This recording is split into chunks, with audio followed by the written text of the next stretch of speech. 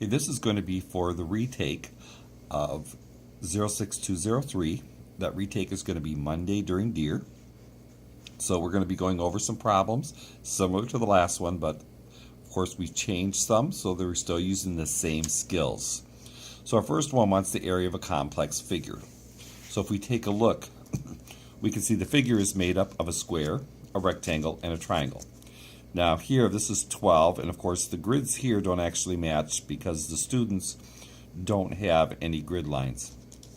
So we're going to have three things we're going to have to do. We're going to have to find the area of a square, and students will need to memorize these formulas. Area equals side squared for the square.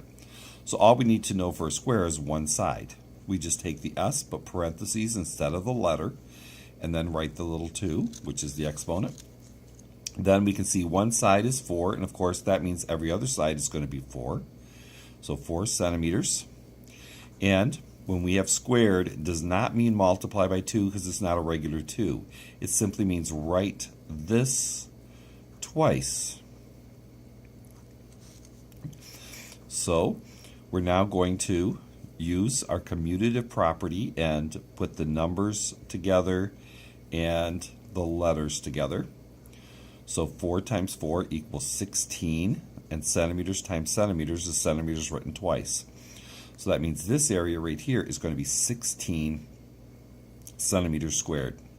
So that's our area for the square.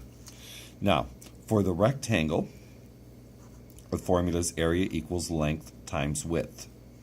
So we can go ahead and put parentheses for length, parentheses for width. The length is the long side. This only goes 4, but the whole length is 12 centimeters. The width is going to be 4 centimeters. So now, once again, we're going to multiply our numbers, 12 times 4, and then centimeters is going to be written twice. So the area is going to be 48 centimeters squared. Now for a triangle. Now triangle, of course, anytime you have a triangle, if you were to take another identical triangle and put that other triangle next to it, you would end up with a parallelogram. And the way we find the area for a parallelogram is base times height. So for a triangle, we just do the base times height and then cut it in half. So area equals 1/2 of base times height. So area equals 1/2, parenthesis for the b, a parenthesis for the h, and then we have to fill those in. Now this doesn't give us a base here, so we're going to have to come up with the base. So that means they've given us the means to do it. We can take a look. This line is horizontal, this line is horizontal, this is 12 all the way across. So that means this line here has to be a total of 12 all the way across. We know this part is 4. This, since it's part of this square, also has to be 4. So that means this part is 8, which means this has to have a 4 centimeters for the base. So once again, 4, 4, and 4 make 12, and these are identical length. Now for the height always goes straight up and down because we always have a little square that we use when we're doing area, square area.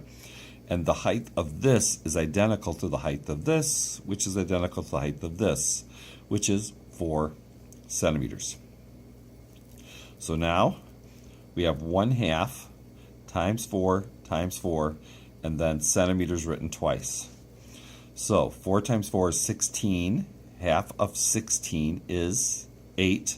We could do half of 4 is 2. 2 times 4 is 8. Either way, we'll get the same answer. So this right here has an area of 8 centimeters squared. So now to find the area of the whole figure, we would simply add our square, which was 16 centimeters squared, plus our rectangle, which is 48 centimeters squared, and then the triangle, which is going to be 8 centimeters squared. Now when we're adding, all we do is add numbers. We have identical words and we add numbers. So here we can see 8 and 8 are 16, and then 16 and 6 are going to be 22, and 4, 5, 6, 7. So 72 square centimeters is going to be our complete area for this complex shape.